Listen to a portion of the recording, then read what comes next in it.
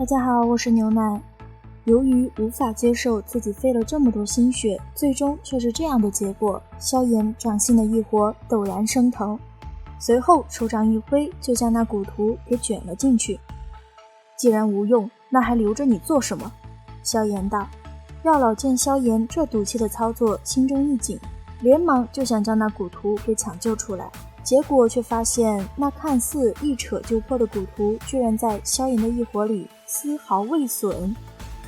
异火的线索由异火来作为钥匙，没毛病。快加大火力！只见药老手中动作一顿，突然沉声道。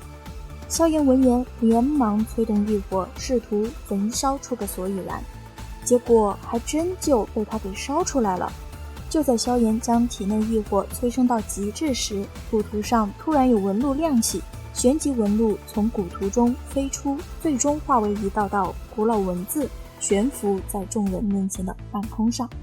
双月同现，九星一体，天地潮汐，妖火降世。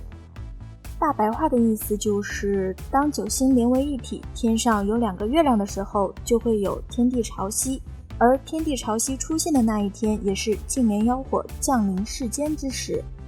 双月同现，九星一体的奇观，1000年方才能够遇见一次，而目前为止，它距离上一次出现已经过了997年。换句话来说，就是萧炎仅剩3年的准备时间来提升实力。药老很是沉重地告诉萧炎，若是真的对那净莲妖火有想法，就必须在3年之内达到斗圣，否则冲上去也只能是送菜。萧炎闻言不由得苦笑，3年达到斗圣，这得是多么艰巨的任务啊！这蛊图也是真的坑，天地异象的时候，谁不知道有天才地宝出世啊？到时候恐怕谁都有机会去降服。搞了半天，自己费了这么多功夫，就是白瞎了呗。想到这里，萧炎长叹一口气，随后目光瞥到那依旧在火焰中纹丝不动的蛊图。不对，这不是有收获吗？虽然小是小了点。萧炎伸手就欲将那蛊图从火中取出，不曾想变故突生，蛊图之上的那道妖莲图文，在萧炎的手掌触碰到它的那一刹，竟然如同活物一般，化为一道电芒，就直接射进了萧炎的眉心之中。其速度之快，就连药老都没有反应过来。惨了惨了，这要是什么坏东西，那萧炎……彩铃、小医仙连同药老脸色都是瞬间变得惨白。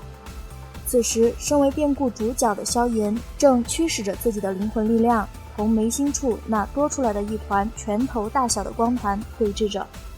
萧炎心里一阵怒骂与吐槽后，决定先试探性前进。那光团像是在观看萧炎的表演，并没有任何动作，直到萧炎即将使用灵魂力量将之包裹，给予他致命一击的时候，那光团猛地窜出，旋即如同闪电一般直射萧炎的灵魂，惊得萧炎连忙调动所有的灵魂力量，在前方形成极为强悍的防御。然而并没有什么用，那看似弱小的白芒径直穿过了萧炎的防御，然后在萧炎惊骇目光的注视下，直接掠进了他的灵魂。药老观察到萧炎的表情变得痛苦，当下心头猛地一沉，大手闪电般的按在前者的脑袋上，灵魂力量就要强行冲进萧炎体内。然而下一秒，萧炎却是猛地睁开了双眼，不断地喘着粗气。怎么回事？停下手中动作，药老有些警惕地问道。不知道。萧炎深吸了一口气，摇了摇头，然后指着眉心接着道，他在这里，但不论我怎样努力，都撼动不了他丝毫。不过他就停在这里，也没有进一步动作。药老表面上有认真在听，却在萧炎停下说话后，反问了一个风马牛不相及的问题。我们第一次见面时，你多少岁？不明所以的萧炎愣了1秒后，老老实实的回答道：15啊。听到这回答，药老很明显的松了一口气，随后才跟萧炎解释道：我怕你被别人强行占据身体。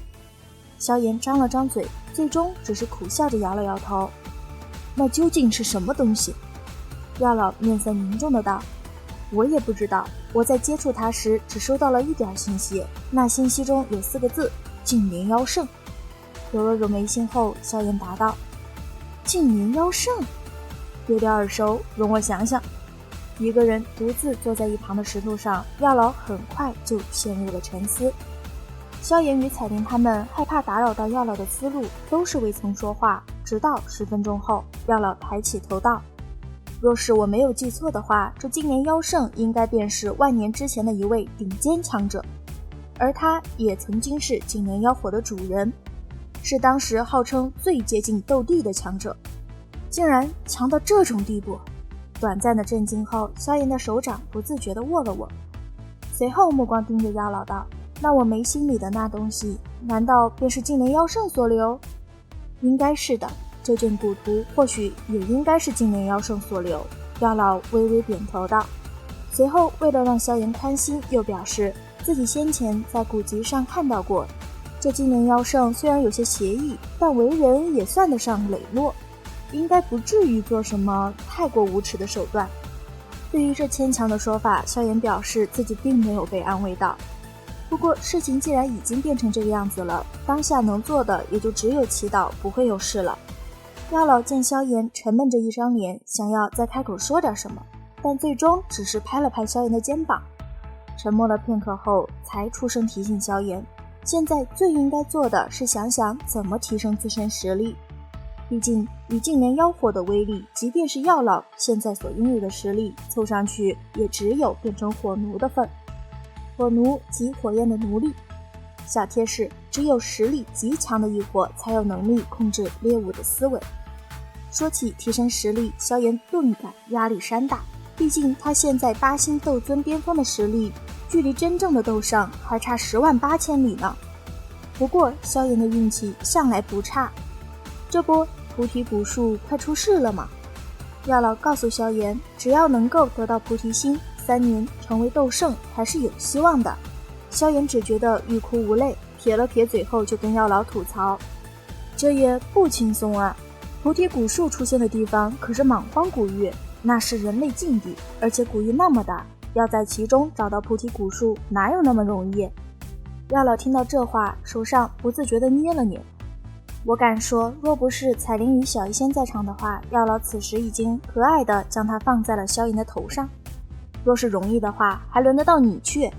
药老深吸了一口气，随后又道：你手里有一枚菩提子，虽然纯度挺低，但却是能够让得你对菩提古树有所感应，这便是你的优势。